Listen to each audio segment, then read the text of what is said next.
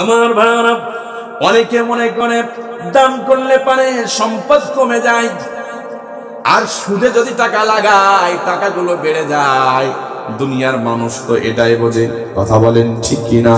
অথচ আল্লাহ পাক রব্বুল আলামিন কুরআনুল কারীমের সূরাতুল বাকারা 276 নম্বর আয়াতে এর বিপরীতটা বললেন। আল্লাহ বললেন, ইয়ামহাকুল্লাহুর রিবা ওয়া ইউবিস সাদাকাত।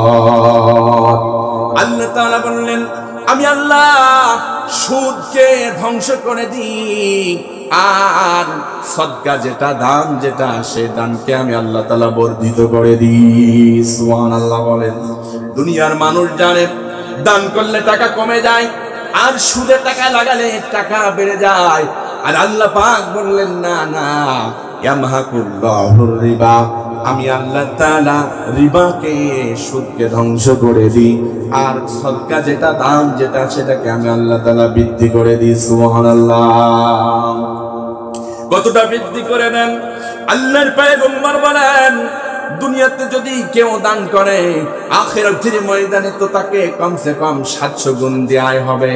আর দুনিয়ার জন্য আল্লাহ রাব্বুল আলামিন তার সম্পদের মধ্যে 10 গুণ বাড়ায়া দেবেন। সুবহানাল্লাহ বলেন।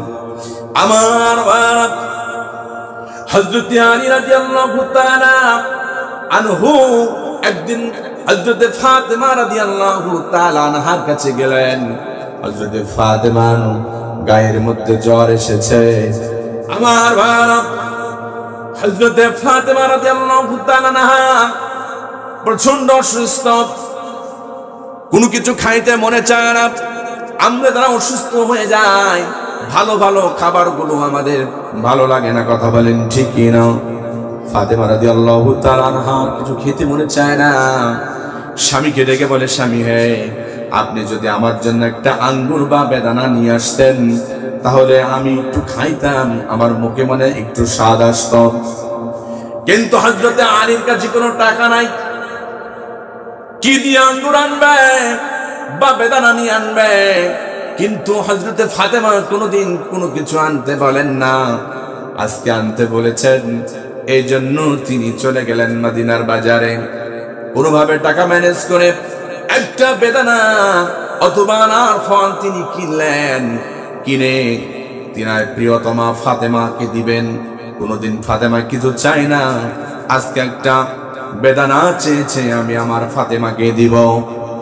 কিন্তু আশ্চর্যের ব্যাপার হলো, হযরত আলী রাদিয়াল্লাহু তাআলা আনহু যখন বেদানাটা নিয়া বাড়ির দিকে রওনা দিয়েছেন, ওই পথের মাঝখানে একজন সায়েল, একজন ফকির ডেকে বলে, আলী রে, আজকে কয়দিন হলো কোনো খাদ্য খায় নাই, পেটের মধ্যে ক্ষুধা, ক্ষুধার যন্ত্রণায় চলতেও ঠিক রকম পারি না, আজ 2-3 দিন হলো পেটের মধ্যে কোনো খানা পড়ে নাই। আলী রে, তুমি কি আমাকে কোনো খাদ্য দিবা কিনা? তোমার কাছে কি কোনো খাদ্য আছে, তুমি কি দিবা নাকি বলো? হযরত আলী চিন্তা করলো, এক্সট্রা ভাবে কোনো কিছু দেওয়ার মতো আমার কাছে নাই, শুধুই মাত্র একটা এই বেদানা ছাড়া আমার কাছে আর তো কোনো কিছু নাই। চিন্তা করলো কি করব, আবার মনে মনে করলো, তাহলে এই লোকটাও তো ক্ষুধার্ত, একে তাড়ায় না দিয়ে এই বেদানাকে অর্ধেক করে অর্ধেক বেদানাটা দান করে দিই, আর অর্ধেক আমি আমার ফাতেমার জন্য নিয়ে যাব। সুবহানাল্লাহ। তাই করা হলো, বেদানাকে অর্ধেক করলেন, অর্ধেক বেদানাকে ফকিরকে দিয়ে দেয়া হলো। ফকির যখন অর্ধেক বেদানা খায়, ফকির বলে, আলী রে, বেদানা তো দিলা, ইয়া তো প্রচন্ড 3 দিন না খাওয়া, বলেন তো ক্ষুধা যখন বেশি লেগে যায়, অল্প কিছু খাইলে মনে হয় যেন ক্ষুধা আরো বেড়ে যায়, কথা বলেন ঠিক কিনা? ফকির বলে, আলী,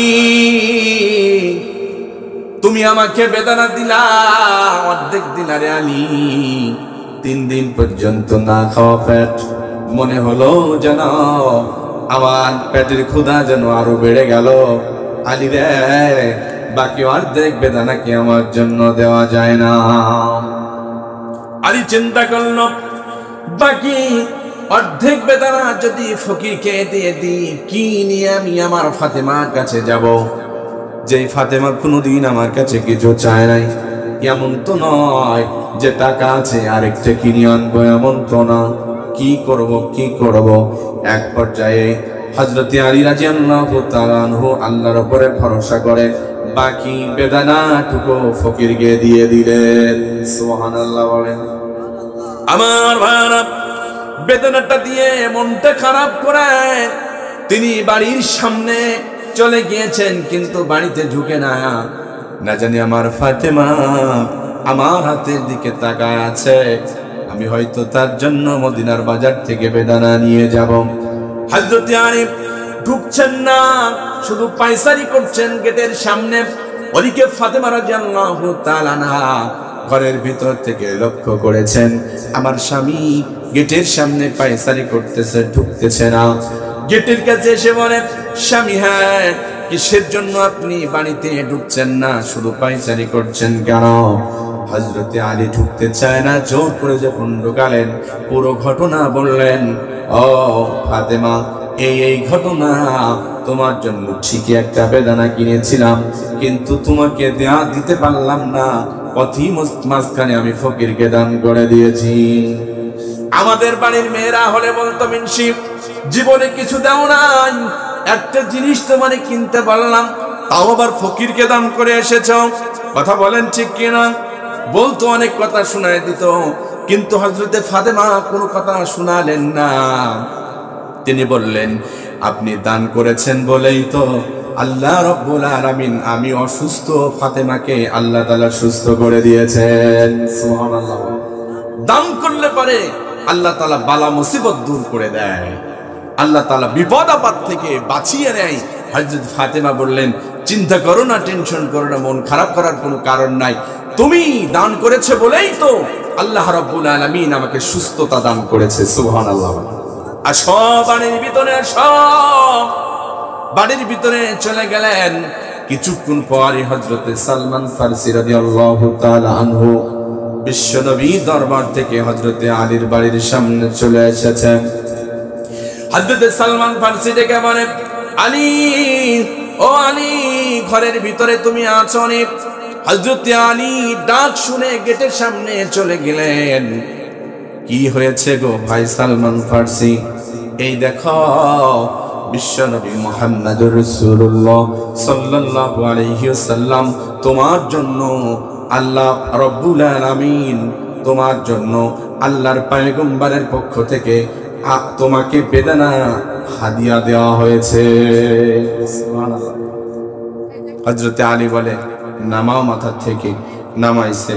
হযরত আলী গুনতেছে, 1 2 3 4, এভাবে 9টা পর্যন্ত গুনে দেখে আর নাই, আবার গুনতেছে দেখে 9, নাই আর নাই। হযরত আলী ডেকে বলে, সালমান ফারসি ভাই, তোমার মনে হয় কোথাও ভুল হচ্ছে, এই বেদানা আমার না। সুবহানাল্লাহ বলবেন। হযরত সালমান ফারসি ডেকে বলে, ভাই আলী, তুমি কেমনে বুঝলা এই বেদানা তোমার না? কেমনে বুঝলা বলো? হযরত আলী বলে, শোনো, আমি আজকে আমার একটা বেদানা আমি ফকিরকে দান করে দিয়েছি। আমি জানি দুনিয়াতে একটা দান করলে আল্লাহ তাআলা 1 নয় 10টা আল্লাহ রাব্বুল আলামিন দুনিয়াতে বান্দার সফলতা বরকত দান করে। সুবহানাল্লাহ। সালমান ফারসি ভাই, এই জন্য আমি বারবার গুনলাম, দেখি না এখানে 9টা রয়েছে, 10টা নাই, তার মানে হলো এটা আমার না। হযরত সালমান ফারসি বলেন, ভাই এটা তোমারই, তবে আমি একটু পরীক্ষা করার জন্য বাকি আরেকটা বেদানা আমার পকেটের মধ্যে লুকিয়ে রেখেছিলাম। আমি একটু ভাবলাম বিশ্বনবী তোমাকে 8টাও দিল না, 9টাও দিল না, 11টা 12টাও দিল না, নির্ধারিত 10টা কেন দিল? এই হিকমতটা উন্মোচন করার জন্য একটা পকেটের ভিতরে রেখেছিলাম। এই নাও, আল্লাহর পয়গম্বর তোমাকে 10টাই দিয়েছেন। সুবহানাল্লাহ। আমার ভাইরা, এই জন্য যদি দিনের জন্য কেউ দুনিয়াতে দান করে, দুনিয়াতে আল্লাহ রাব্বুল আলামিন 10 গুণ বৃদ্ধি করে দেবে।